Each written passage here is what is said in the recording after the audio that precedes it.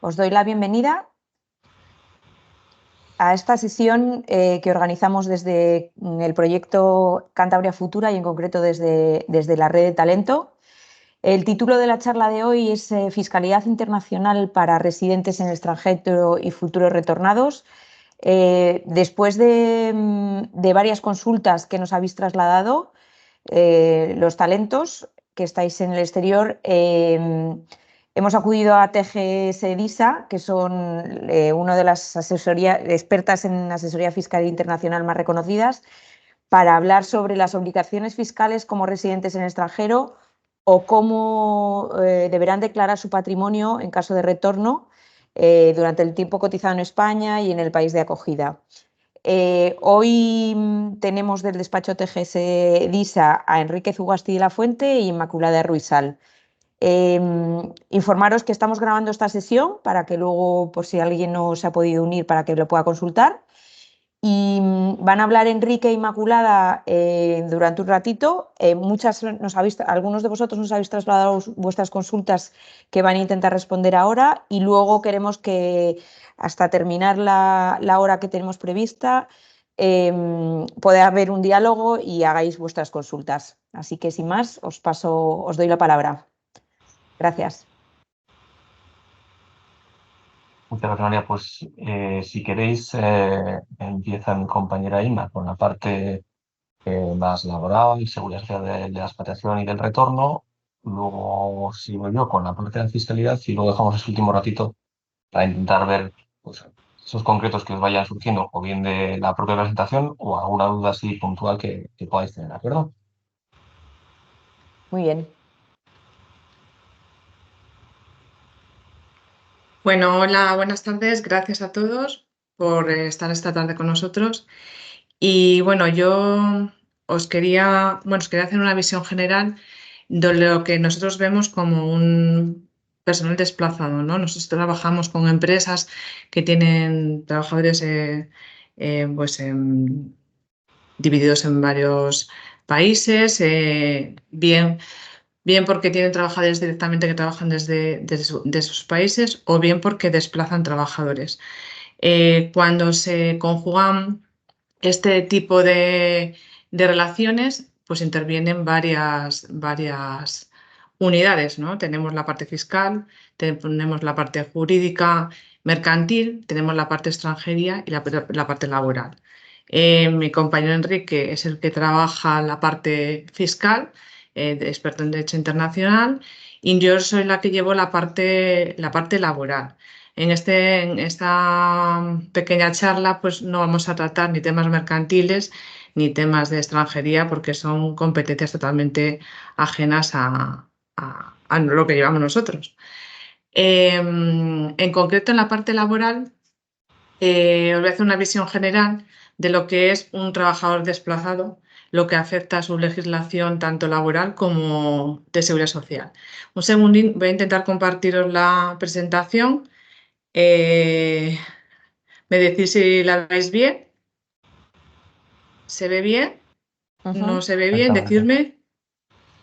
¿Sí? Sí, se ve. Sí, se ve. Vale. Un segundito, a ver si la puedo poner de otra manera un poquito más curiosa, pero bueno, la voy a dejar así, ¿vale? Porque si no, me voy a enredar. Realmente, las partes con las que solemos trabajar cuando una empresa nos plantea un desplazamiento, pues primero nos centramos en lo que es el acuerdo de expatriación, en la carta de asignación. Posteriormente analizamos la parte de seguridad social y después ya vemos pues, otras cuestiones como es el teletrabajo pues, internacional, que sería otras cuestiones ya que no es un trabajador que desplaza, sino que ya es un trabajador que se encuentra trabajando desde otro país. Quizás yo creo que es una de las cuestiones que más os preocupan porque creo que es más la situación en la que os encontráis muchos de vosotros. En cuanto al tema del acuerdo, el acuerdo realmente se centra en lo que es la duración, son puntos mínimos que tiene que tener de acuerdo. La duración de la expatriación, de la duración del desplazamiento, cuáles son las condiciones económicas que se van a regir durante la compensación, o sea, durante el desplazamiento, perdón. ¿Qué condiciones se van a aplicar en caso de retorno? ¿Y qué es la legislación aplicable que se va a aplicar a lo que es el contrato, en caso de cualquier conflicto en el contrato? Puede ser tanto la nacional como la extranjera. Son los 4 puntos que se discuten a nivel interno dentro de la empresa, dentro de lo que es el contrato de expatriación. En materia de seguridad social es un poquito más complejo. En materia de seguridad social tenemos varios escenarios. Que te desplaces o que se vaya a desplazar el trabajador dentro de la Unión Europea, espacio económico europeo, sin problema, hay acuerdos de coordinación en materia de seguridad social. Se puede desplazar a otro país tercero y puede haber convenio bilateral, o puede desplazarse a un tercer país que no haya convenio bilateral en materia de seguridad social.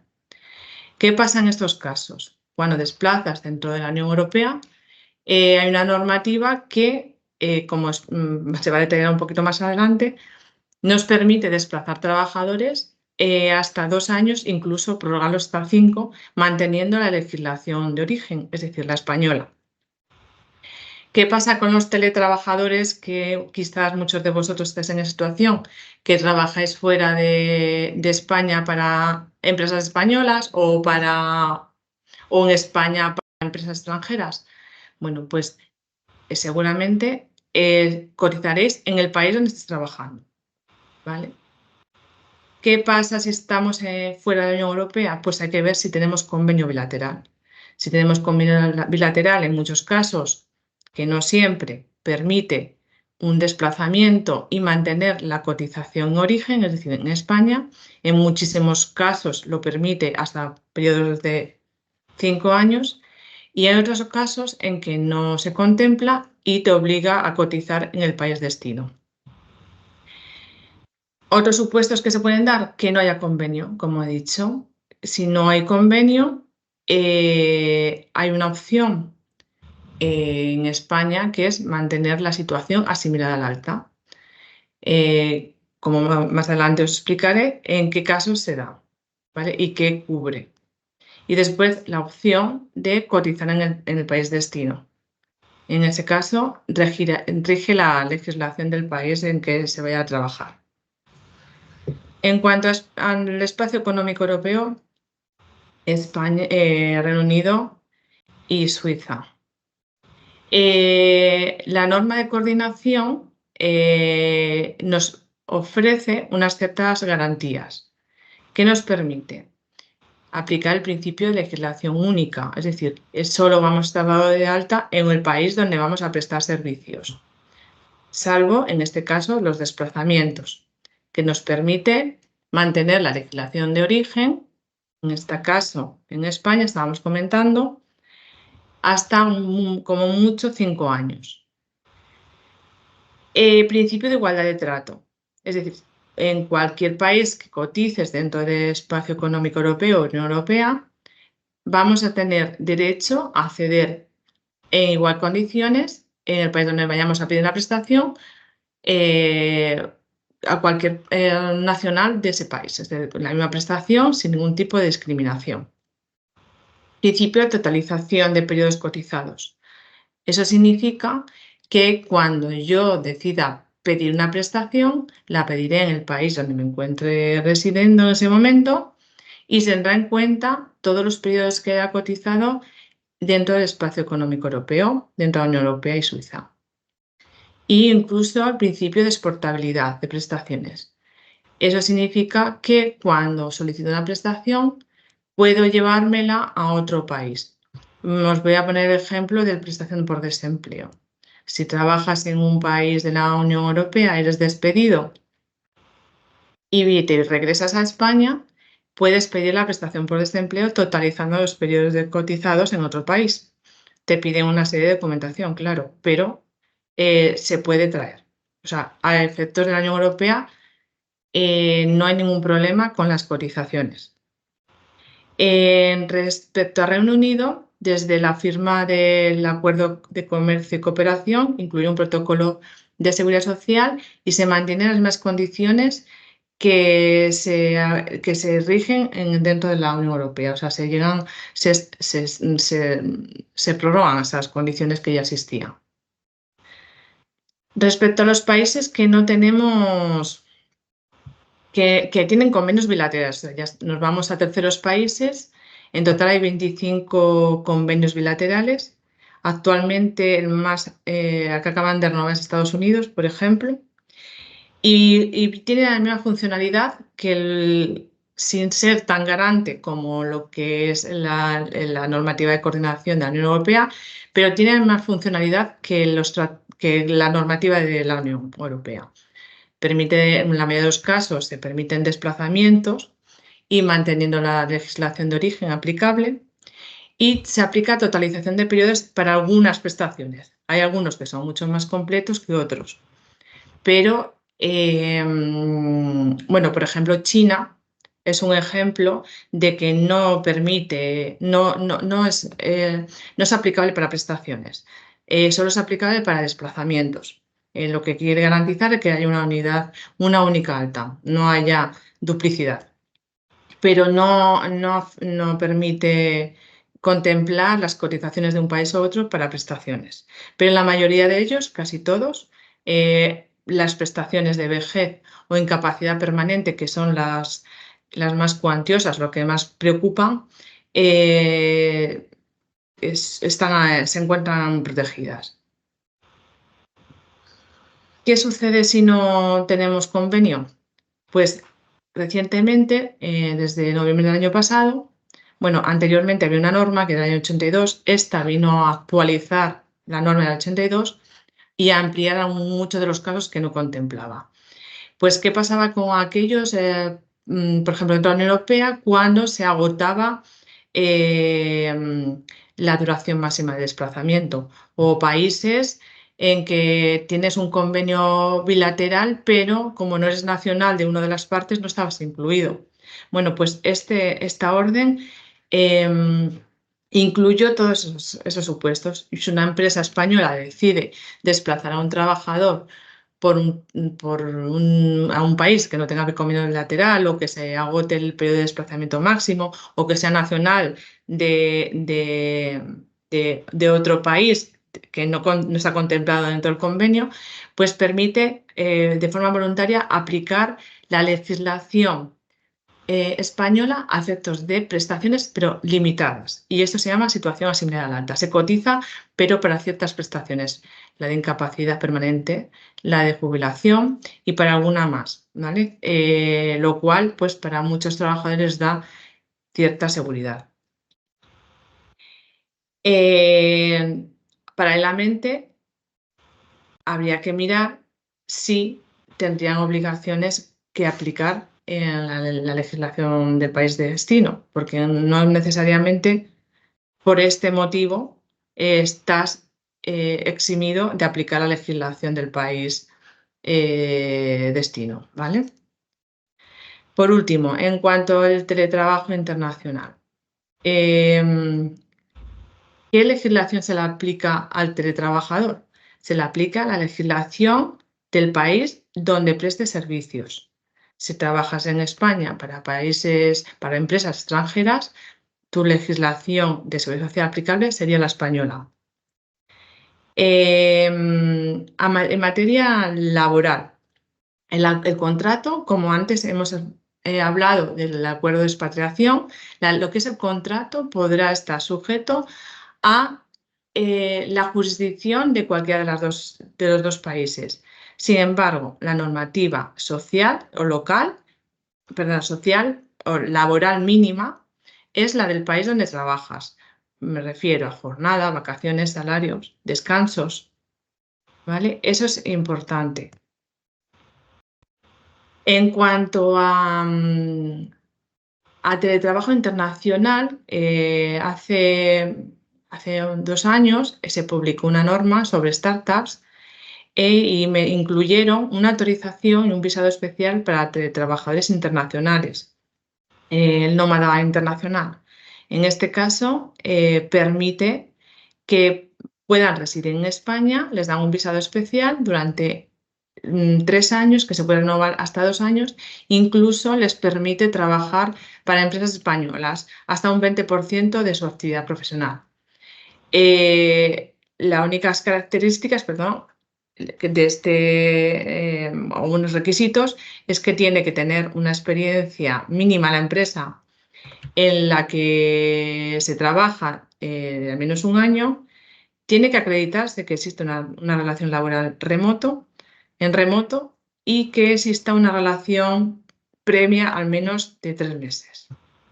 Y bueno, esto es un poco la visión general de lo que es la normativa del trabajador desplazado.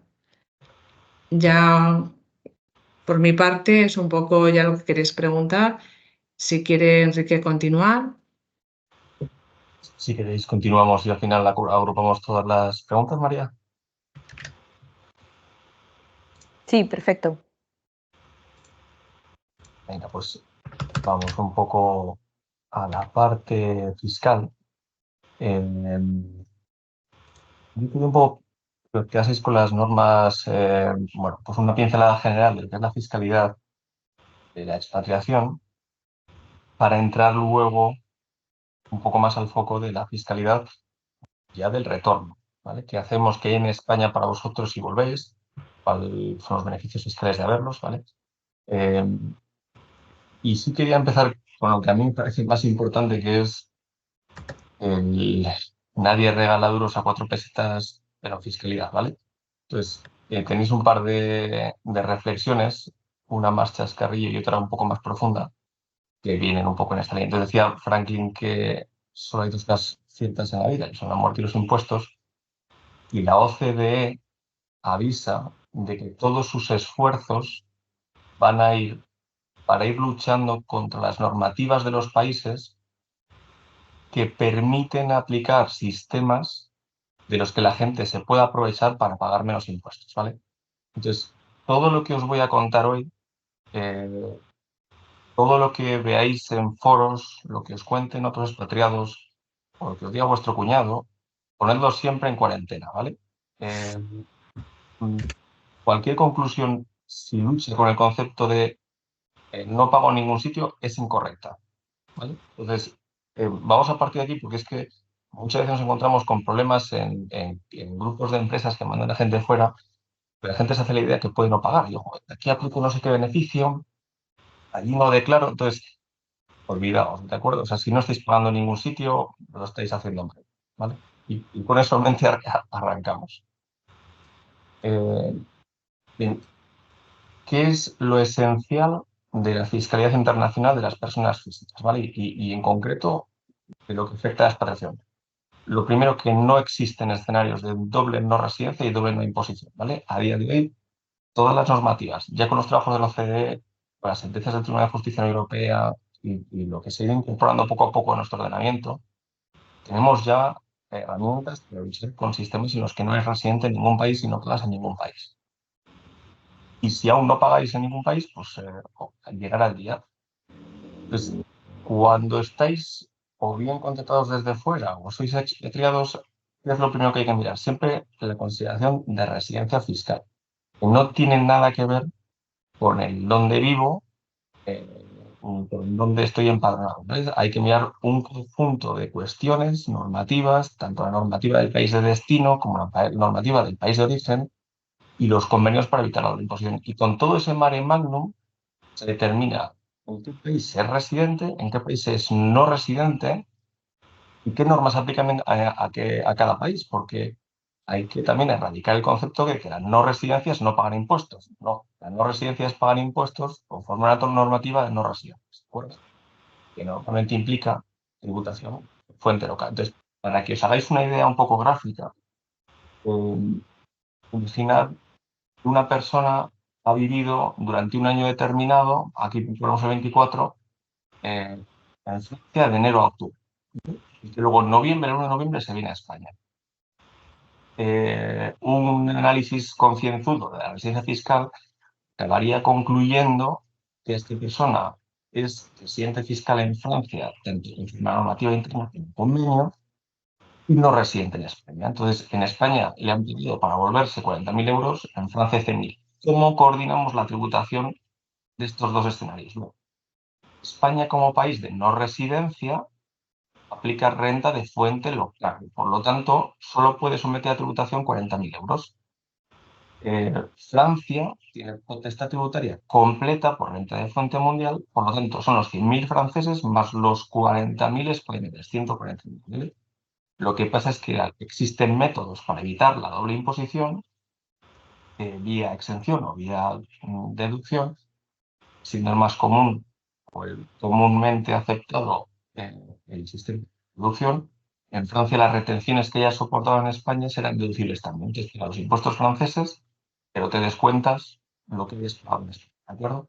Entonces, con esto en mente, de en un país que soy no residente, tributo por lo que genero allí, y en el que sea residente, tributo por todo, vamos a tirar bastante bien. ¿Vale? Si aceptamos esto, luego ya podremos ir a lo fino fino.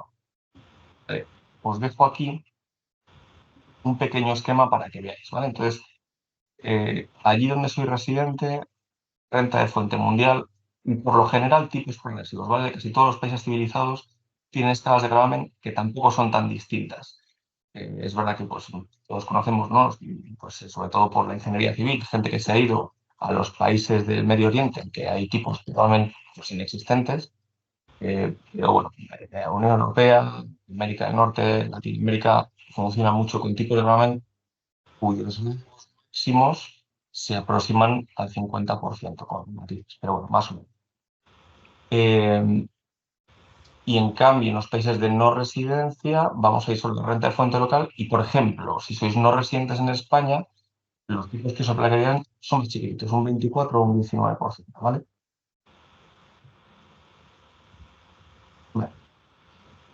Pequeña introducción. Si alguien tiene alguna duda más sobre coordinación, lo veremos después. Vamos a centrarnos un poquito en lo que es el regreso. Entonces, ¿qué posibilidades tenemos de volvernos? ¿Vale? ¿Cómo instrumentamos el regreso físico a España? Bueno, esencialmente 4 vías. Una es, a mí me hace una oferta laboral una empresa española, pues perfecto, la acepto, me voy con este empleador, eh, él se va a ocupar de todo, coordinar un poco la fiscalidad con lo que nos ha contado Inma, ¿no? Pues oye, ver que estemos dados de alta en la seguridad social si hemos trabajado antes en España, si no nos darán de ellos de alta, poner en marcha lo que son las retenciones, todo eso se encarga el empleador, ¿vale? Porque ya está implantado y cumple sus obligaciones. Por lo tanto, para nosotros es muy sencillo. Lo único que tenéis que hacer vosotros cuando vengáis en esas condiciones es vigilar el tema de la residencia fiscal y asegurar que las obligaciones del país que dejáis también se cumplan, porque hay veces que salimos del país y lo dejamos todo como está, ¿vale? Segunda alternativa, bueno, pues en lugar de que alguien me haga una oferta, voy a proponer yo a mi empresa que me voy a España, porque ahora ya se puede, ¿no? Y usando el teletrabajo, pues me voy para allá y sigo trabajando para mi empleado local. Entonces, nuevamente, como decía Inma, la seguridad social sigue el principio del ex bonis, que quiere decir, pues cotizo allí donde realizo trabajo. En retenciones hay un poco más de polémica, ¿vale? Esto es criterio interpretativo. Entonces, un teletrabajador que puramente trabaja para, digamos, Alemania y sigue realizando trabajo en remoto para Alemania, no existiría obligación de ingresar retenciones en España, ¿vale? Pero pongamos que ese desplazamiento en modalidad de teletrabajo lo ordena la empresa, porque la empresa tiene ganas de abrir mercado español. Y pongamos además los españoles, el que venga aquí pues es el punta de lanza que luego va a tener que contratar aquí a mis personal, a la oficina, bla, bla, bla. En el momento en que esa persona realmente va a trabajar para el mercado español, se inicia la obligación de hacer también retenciones por su trabajo. Y este escenario, el trabajo, abre un abanico de obligaciones para la empresa. Esto es importante que lo sepáis porque hay ocasiones que normalmente suele ir bien, ¿no? Pero dependiendo del corte de empresa para la que trabajéis, cuando a alguien le llega y dice, oye, me quiero ir a España, a ningún problema, vete. Y el día siguiente dice, oye, mira, es que os tenéis que registrar para la seguridad social, tenéis que sacar un NIE del administrador o un NIF para la empresa. Tenéis que llevar todas las escrituras traducidas y apostilladas. Pues hay gente que se asusta. Bueno, que igual no me interesa lo que me estás contando. Entonces, ser conscientes que la modalidad de trabajo puede tener bastantes obligaciones para la empresa. Y es simplemente la cotización sobre social tiene consecuencias. Si además estáis abriendo un mercado español, eh, puede llegar incluso el caso que tengan que llevar una contabilidad del Código de Comercio en España, que tengan que presentar su impuesto de sociedades.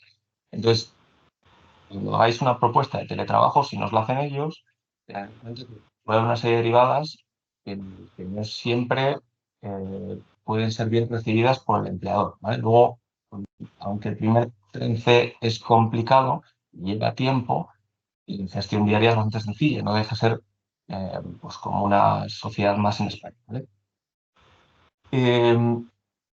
Incluso en algunos casos hemos trabajado con gente en el que manda un teletrabajador a España, manda un segundo teletrabajador a España, porque tiene una comunidad de españoles, y llega a un punto en que empieza a tener una comunidad aquí y empieza a gestionar situación con una filial.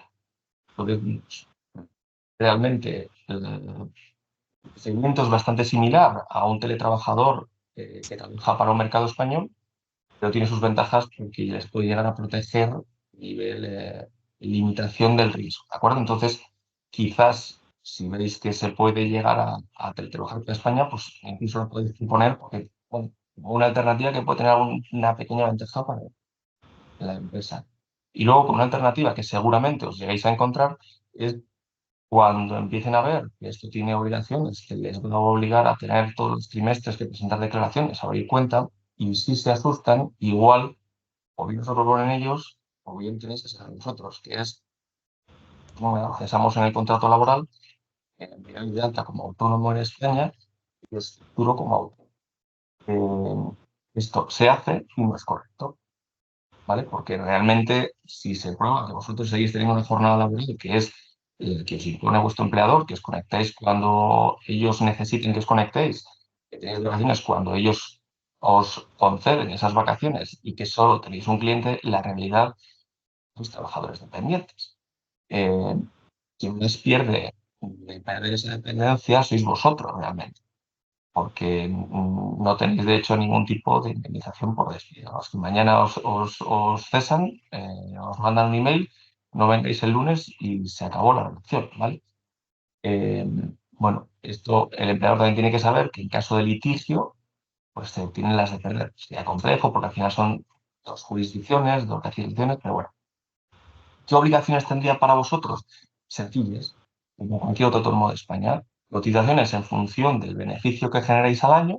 Ya sabéis que esto cambió, que antes era un poco barra libre, cada uno cotizaba lo que quiere, y ahora, bueno, pues en función de lo que se genera, hay unos mínimos de cotización. Y esto os va a obligar a tener pues, cotizaciones mensuales, meter a Hacienda para presentar vuestros IVAs y pagos fraccionados de manera trimestral. ¿Qué tenemos para poder rebajar la carga fiscal? ¿Vale? De menos peligro a menos peligro.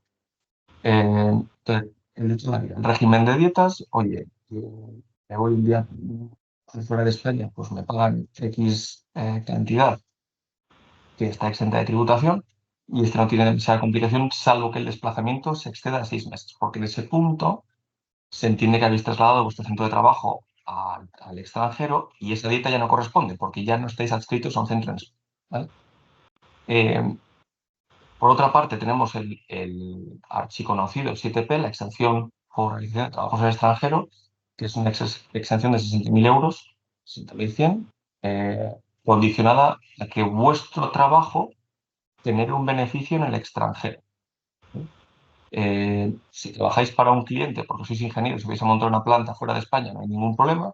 Si trabajáis para una empresa de grupo es más complicado porque entra en juego la regla de precio de transferencia, facturación intercompany. Entonces, Como es un beneficio que le ha hecho perder mucho dinero a España, tened en cuenta que a la administración no le gusta. Entonces, que aunque esto lo utilice todo hijo de vecino, no es tan claro el beneficio. Y hay muchos casos en los que los partidos dan por hecho que tienen derecho a 60.000 euros exentos y rascando un poco se ve que realmente no hay un beneficio en el extranjero, que simplemente es algo pues un poco top, ¿de acuerdo? Entonces, eh, habría que analizarlo eso por caso. Y por último, el beneficio que tenemos de los intereses es el régimen de excesos, que es un complemento a los anteriores. ¿Por qué? Por una parte es incompatible con el 7P, o eliges uno o eliges el otro. Y el régimen de excesos está muy bien, porque no tiene ningún límite de dinero. O sea, os podrían dar un complemento salarial por iros al extranjero de 4 millones de euros. Tenéis un salario base de 40 millones de España. 4 millones de euros al año por iros al extranjero y los 4 están exentos. ¿Vale? ¿Dónde está el truco? Que tenéis que estar más de 9 meses fuera de España sin perder la residencia fiscal aquí, el cual es extremadamente complejo. Se da casi solo en países en los que por su relación interna un extranjero no puede llegar a adquirir la residencia. Hemos visto casos pues, en países de Oriente Medio en los que la residencia está condicionada a la nacionalidad y en su día, por ejemplo, Chile, ¿vale? Porque China ha tenido un régimen tan extremo de residencia fiscal que ya se ha modulado un poco, pero realmente si pasabas más de 30 días fuera de China al año, perdías la residencia. Ibas de vacaciones y ya no era residente fiscal. ¿Vale? Bien. Y luego un poco el régimen que nos trae aquí, porque este es puro y duro del retorno, es la ley Beca. La llamada ley Beca realmente es el régimen fiscal para hipotecados al territorio español del artículo 93 de la IRPF, pero todos la llamamos ley Beckham, hasta los legisladores, porque dicen las malas lenguas y con bastante acierto que David Beckham fue la primera persona en España que se pudo beneficiar de este régimen. Lo que sí es cierto, eso, aunque no queda muy claro, que el Real Madrid de aquella época era un producto fiscal. El Real Madrid y los Galácticos pudo contratar a toda esta gente porque pagaban en neto y con este régimen no podía competir en ningún otro país de la Unión Europea porque realmente pagaban al 24%, entonces pagaban al 50%. Entonces, esta es la filosofía del régimen. Quiero traer talento extranjero, ahora ya está limitado para deportistas, ya no pueden aplicar, y les voy a ofrecer un tipo de gravamen muy interesante, un 24% para los 600.000 primeros euros y el exceso al 47%. Oye, estupendo. Más o menos con los tipos progresivos de IRPF, si volvéis con un salario que sea pues, del entorno de 60.000 euros o más, con esta tarifa plana, vais a salir beneficiados. ¿De acuerdo? Cuanto más ganéis, más interesante es el régimen. En cambio, las rentas del ahorro son iguales que para el resto de residentes. ¿Vale? El truco del régimen es que tienes que ser residente, pero te aplican la filosofía de la norma de no residentes. Por lo tanto, solo tributas por renta de fuente local. Vosotros que sois, yo creo que casi todos nacional, no se ve alguien que no sea nacional español. Vamos a suponer que no. Este interés puede ser pues, algo moderado. Para extranjeros es fantástico porque lo clásico es que tengan inversiones fuera, casas, alquileres, costes. Cuando tienes todo fuera y aquí te vienes solo a ejercer el trabajo, al final solo tributas por el trabajo en España y todo lo personal lo dejas fuera. Lo lógico es pensar que vuestras inversiones, si volvéis a España, regresen con vosotros. Entonces, bueno, pues acabaréis convirtiendo todo en renta española. Si dejáis durante 5 años vuestras inversiones fuera de España, pues las inversiones no van a pagar un euro en España. ¿Qué se os pide? No haber sido residentes en 5 años, que no tengan rentas a través de un establecimiento permanente en España, es decir, que no tuvierais aquí una oficina propia desde la que realicéis una actividad profesional y que realicéis la solicitud durante los 6 primeros meses desde que llegáis. Esto es importante porque además hay un tema de causalidad, es decir, no podéis venir a España y luego buscar un trabajo. Entonces, me a subir un poco por el plazo de solicitud. Si venís a España y tardáis 5 meses y 3 semanas en pedir ley Beckham y se ve que el contrato es del quinto mes, pues igual dice el legislador, "Ostras, este ha venido, ha buscado trabajo y luego aplicado la ley Beckham, ¿vale? Entonces tenéis que ver cómo que tenéis ya un contrato o porque vais a abrir una filial o como veremos que podéis ser teletrabajadores, ¿de acuerdo?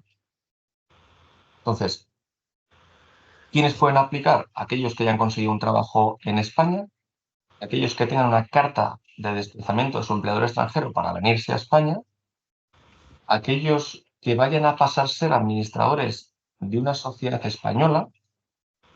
Si alguno estáis en este caso, ojo, ¿vale? Porque el legislador tampoco quiere que os montéis el tema, ¿no?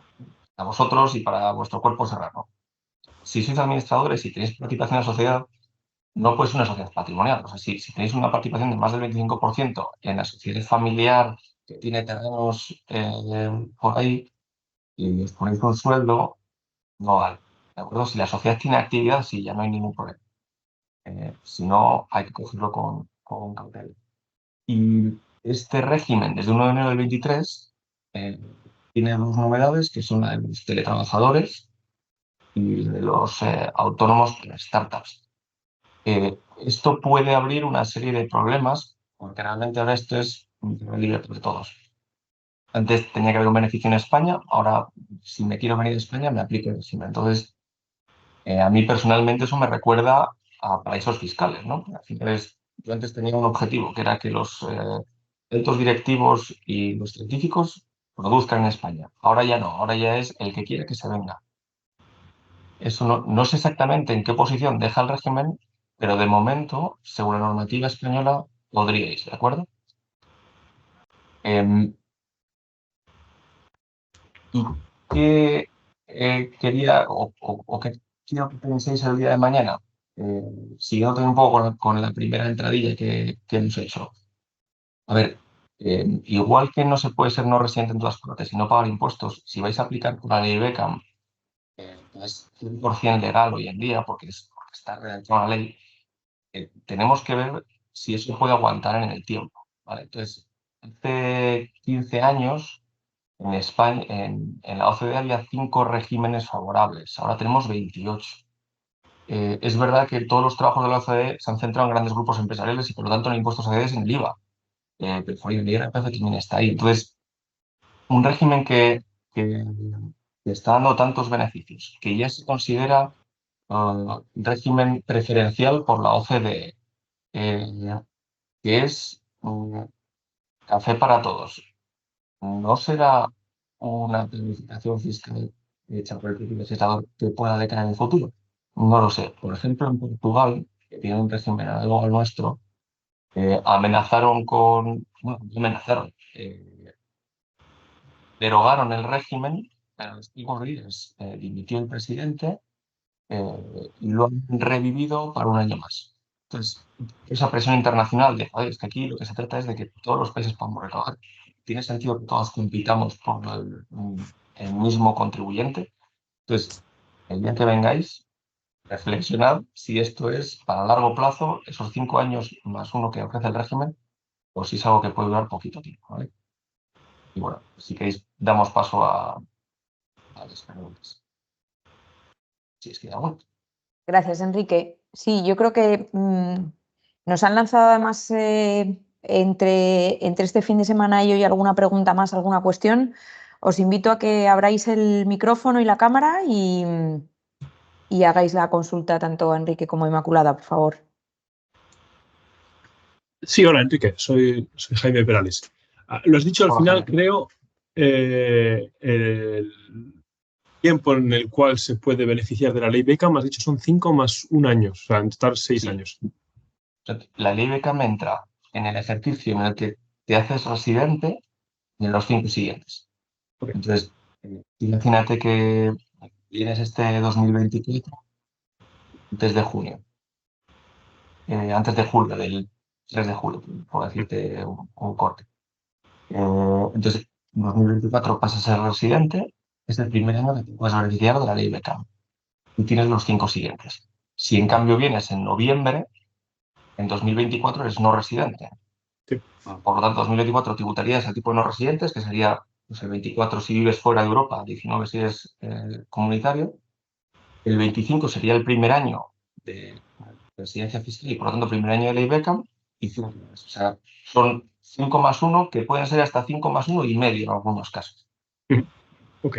Y decías que orientativamente el rango salarial a partir del cual empieza a ser ventajoso, porque claramente si ganas 500.000 euros, pues sí, pero no Eso todos es. tenemos esa suerte, es a partir de 60.000 euros aproximadamente, ¿no? Cuando dices Eso que es. empieza a ser beneficioso y cuanto más sube el salario, más beneficioso es.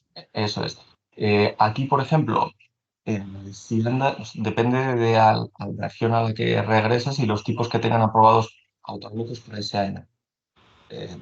Supongo que casi ninguna vaya a bajar porque hace falta liquidez, ¿no? Pero eh, no mires solo lo que vas a ganar en un año, sino las perspectivas de crecimiento salarial en los siguientes años. Entonces, puede ser que con un salario de 55 te quedes a preo ligeramente por debajo con la ley Beckham, o sea, ligeramente empeorado, pero si esperas que te crezcan los bonus en los años siguientes, igual en conjunto te interesa más ley Beckham, o incluso quedarte parecido si quieres algo más sencillito, porque ley Beckham, por ejemplo, para el patrimonio, pues es lo tributal que está en España. No hay que presentar modelo 720 para declarar inversiones fuera de España. Entonces, bueno, pues digo, oye, pues al final la declaración son 3 páginas. El patrimonio, pues prácticamente no declaro nada. Y como digo, declaraciones formales, pues igual me interesa simplemente por la burocracia. Okay. Y me pareció también interesante lo que decías al final, la perspectiva que está tomando la OECD con este tipo de iniciativas, porque yo vivo en Italia y justamente el año pasado han cambiado la normativa, que aquí es muy ventajosa para el talento, digamos, que viene, y justamente el año pasado lo han cambiado para los nuevos impatriados, digamos, y no sé, se huele, por así decirlo, que en España se está yendo en esta dirección también. Pues sí, y no. O sea, eh, no, porque realmente eh, desde el gobierno, o sea, es una norma que está redactada por el gobierno actual y por lo tanto no es previsible que hagan un cambio de 180 grados, ¿no? en su técnica legislativa. Eh, por otra parte, sí, porque esto ha crecido como champiñones. Entonces, ahora que todo el mundo, o sea, ha llegado a un punto en que todo el mundo tiene sus regímenes preferenciales y que todo el mundo está perdiendo tributación, o sea, esto al final se hace para ganar algo, ¿no? Yo bajo mis impuestos, pues como Irlanda en su momento, que era, ¿no?, el centro de todas las tecnológicas europeas, yo bajo mis impuestos a las personas físicas porque quiero que vengan aquí directivos, que esos directivos luego te tejido empresarial, ¿no? Si consigues un directivo de una multinacional, por un tema fiscal, igual luego se te el siguiente proyecto del Grupo de España para tenerlo él más controlado. En el punto en el que todos los países están atrayendo a directivos, tú dejas de ser interesante. Y en el punto en que dejas de ser interesante, además estás recaudando menos, porque le estás haciendo un traje a medir. Entonces, que aquí no se hable, el hecho de que haya ruido a nivel internacional me hace sospechar de que antes o después habrá que atajar. Ok, interesante. Vale, muchas gracias. Nada, fíjame. Gracias, Jaime. ¿Nos habéis trasladado alguna pregunta esta mañana? ¿Quién ha pedido la voz? Julio. No te oímos, Julio. ¿Estás muteado?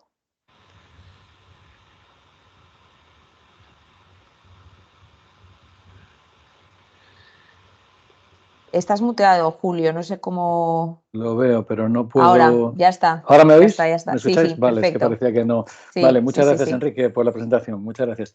Mira, una pregunta, yo sé que igual se sale un poquitín del scope de la presentación, pero con la ley de startups, ¿qué es lo que ocurre, no? Yo tengo una startup, yo resido en Australia, soy residente fiscal en Australia, tengo una startup en España, sigo siendo residente fiscal en Australia, pero ahora estoy pasando temporadas aquí en España. Supongo que si paso más de la mitad del año debería ser residente fiscal aquí. ¿Cuáles son las ventajas que puedo utilizar de la ley de startups para cambiar la residencia fiscal aquí? ¿Tienes una sociedad o cómo estás haciendo el tema de la startup? Una sociedad aquí en España. Y, a ver, el tema de las startups tiene un problema, es que todas son innovadoras, pero no todas lo son. Entonces, lo que tienes que conseguir es que alguien diga que certifique que Sí, es es innovadora. Es startup innovadora, sin duda. Entonces, si es innovadora, al final la conclusión va a ser que vas a poder aplicar por la ley Beckham. ¿Tú vas a trabajar íntegramente para tu startup? Bueno, probablemente lo que vaya a hacer es trabajar más tiempo aquí para la startup, pero continuar trabajando en Australia para un empleador, que en este caso es un hospital.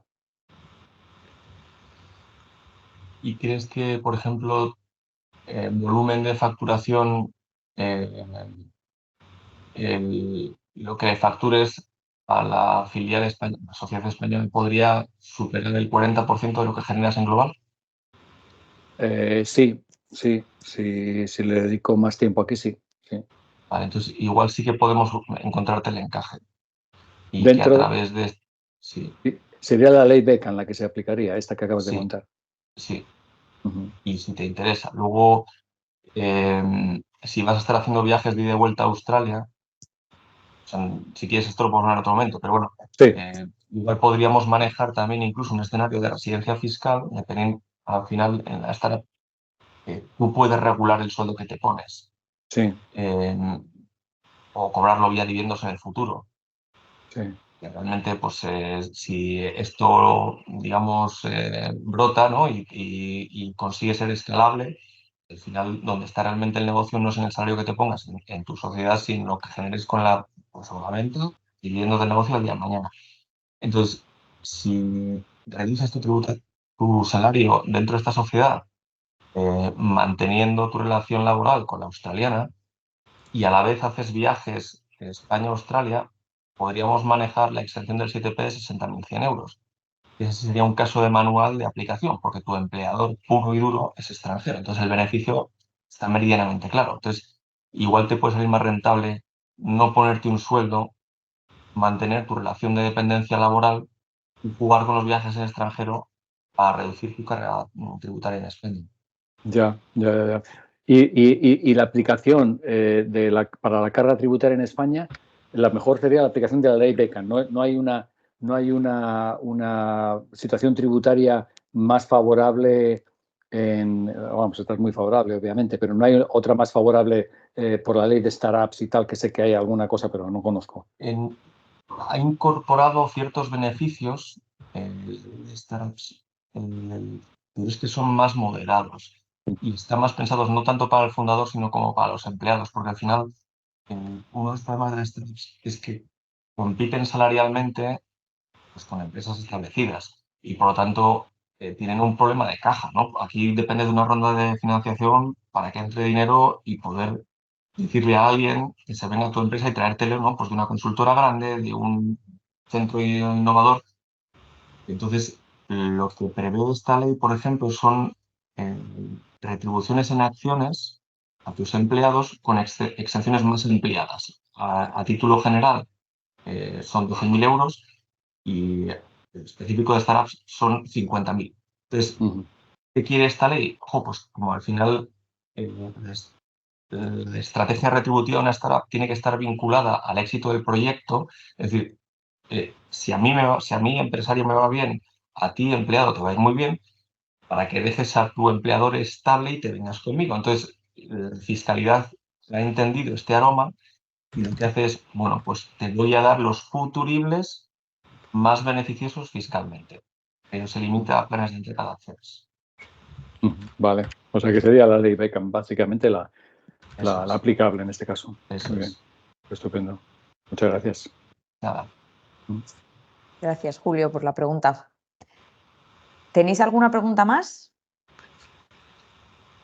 Yo Javier. quería preguntar. Perdón. Perdón, Julio, sí. Julio, termina y luego pasamos vale. a Javier. Nada más una cosa. ¿Vosotros estáis, Enrique, vosotros estáis en Santander o en Madrid? Las dos. Bueno, los dos concretamente estamos en Santander. Yo llegué a la oficina de Madrid, pero estamos en las oficinas de Santander casi siempre. Vale, lo digo para contactar con vosotros, para contactar contigo, por ejemplo, sería mejor yo cuando estoy aquí, estoy en Madrid, aunque la startup en este caso, por ejemplo, está en Santander, pero sería contratar con la oficina de Madrid mejor o contigo en Santander, lo que fuera, ¿no? Digo por email, que al final tenemos estos medios que nos facilitan mucho Sí, las cosas. eso es. Vale, Y estupendo, muchas gracias. si os parece, luego al final, Enrique e Inmaculada, por favor, pasáis vuestro correo electrónico por el chat para que lo tengan en cuenta. Y si no, de todas formas, cualquier duda o lo que sea sobre sus contactos, nosotros lo podemos facilitar. Fenomenal, estupendo, gracias. Gracias, Julio. Javier, ¿tienes alguna pregunta? Sí, gracias. Buenas tardes. Yo tenía un par de preguntas. Una es cómo funciona la fiscalidad en el caso de una pareja en gananciales con hijos. Si mi mujer en este caso se volviera a España, o sea, ella se convirtiera en residente fiscal en España, manteniéndome yo como residente fiscal en otro país. La situación, bueno, en ese caso estaría claro que fiscalmente sigues perteneciendo al otro país, pero la duda es un poco con el cónyuge, si al estar en gananciales y con los hijos, si se podría aplicar alguna fiscalidad. A ver, la pregunta que me haces va un poco con un argumento que se ha utilizado mucho, del que se ha hablado mucho, que es el donde esté el cónyuge no separado legalmente y los hijos. Eso en la ley interna es una presunción, no es una condición, y por lo tanto admite prueba en contrario. Hablando en plata, funciona para los dos sentidos. ¿Sabes? Tu mujer está en España y tú no. Entonces, os podríais atraer los dos mutuamente la residencia. ¿Vale? Entonces, hay que tener cuidado en la utilización del elemento de la familia.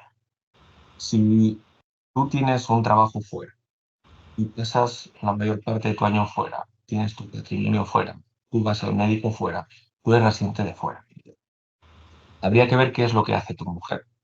Si tu mujer se viene aquí, que echa de menos España y está 3 semanas al mes en España, pero luego se vuelve, efectivamente, Javier, también te echa de menos a ti,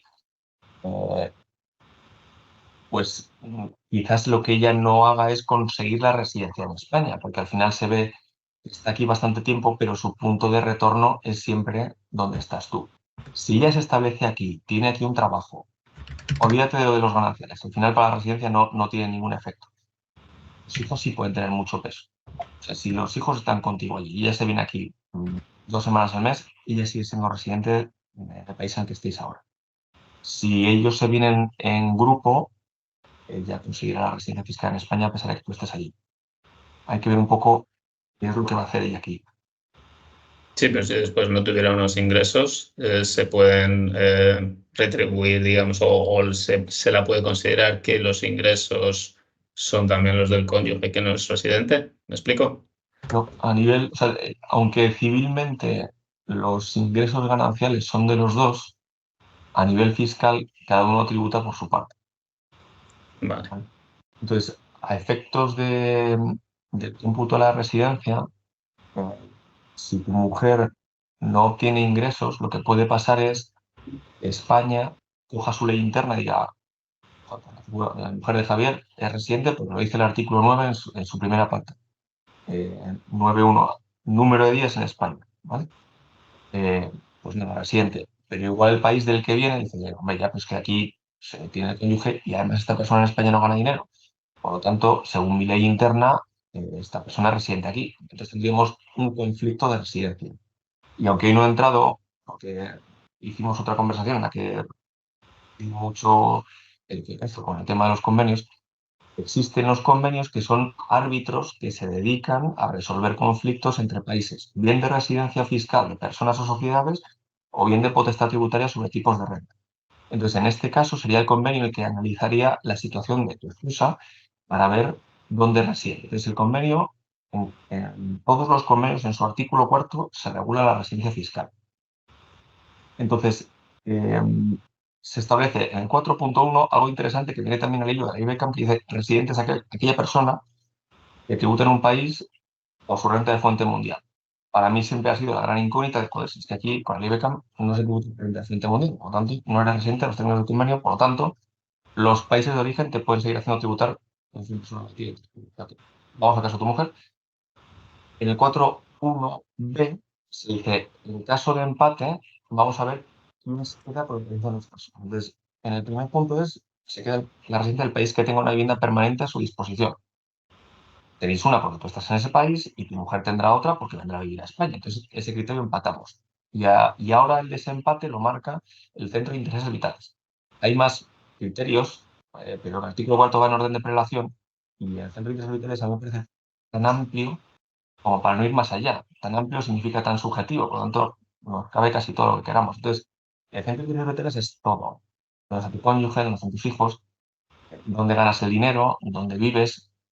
Para mí es a qué país vuelves. Yo puedo estar muchos días fuera, 2 semanas, luego estoy aquí 3 días, luego estoy un mes, luego estoy aquí una semana, pero ¿dónde me llevo la ropa para poner a lavar? ¿Dónde voy al médico? ¿Dónde tengo mi gimnasio? ¿Dónde tengo mi coche?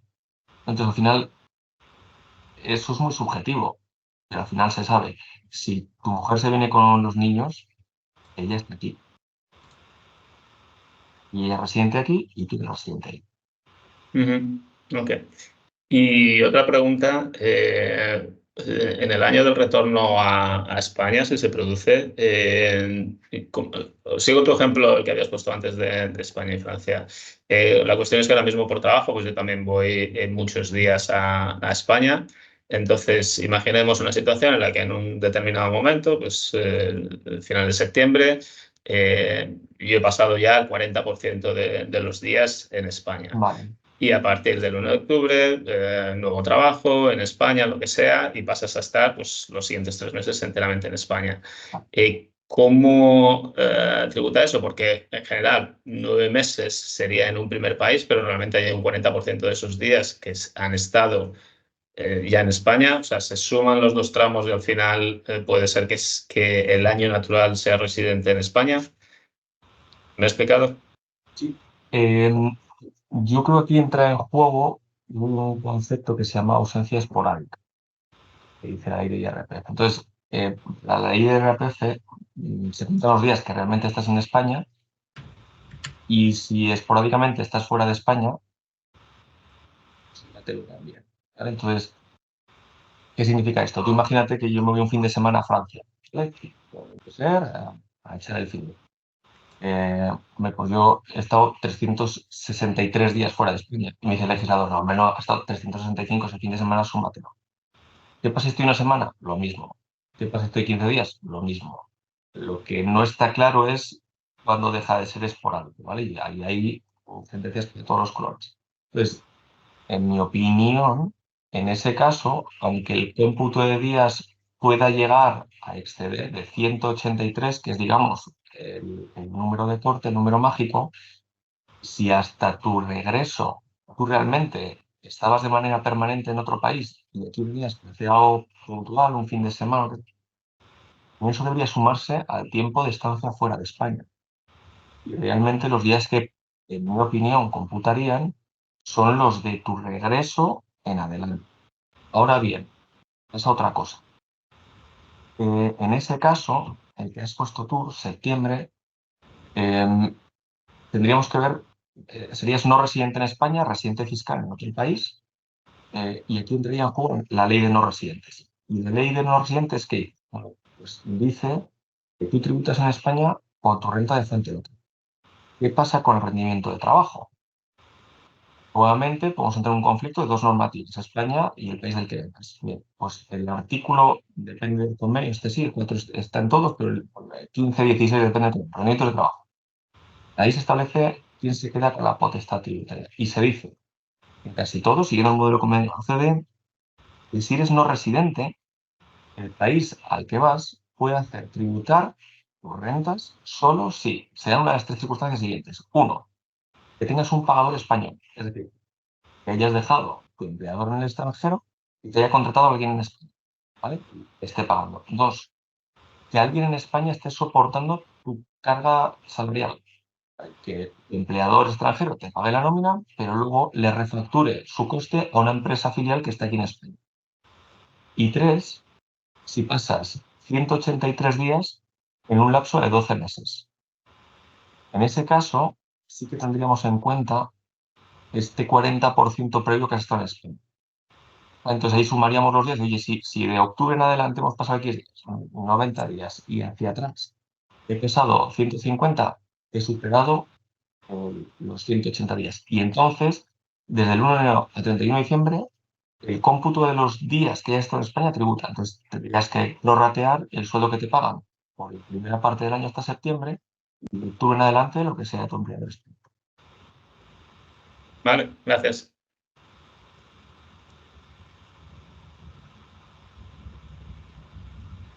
Pues muchas gracias. Yo creo que llevamos una hora, somos estrictos con el tiempo. Os invito a mandarles, a contactar tanto con Inmaculada, con Enrique, con su asesoría, como expertos en fiscalidad internacional. No sé si podéis dejar vuestros contactos, Enrique, para que, de todas formas, cualquier consulta, cualquier duda, podéis contactarles a través nuestro. Ahí tienes. Muy bien. Pues nada, muchas gracias a todos, sobre todo a TGS Disa por compartir con nosotros este trabajo y a los participantes, gracias por asistir. Gracias. Chao. Muchas Muchas gracias por gracias. organizar esto. Muchas gracias. Adiós. Adiós.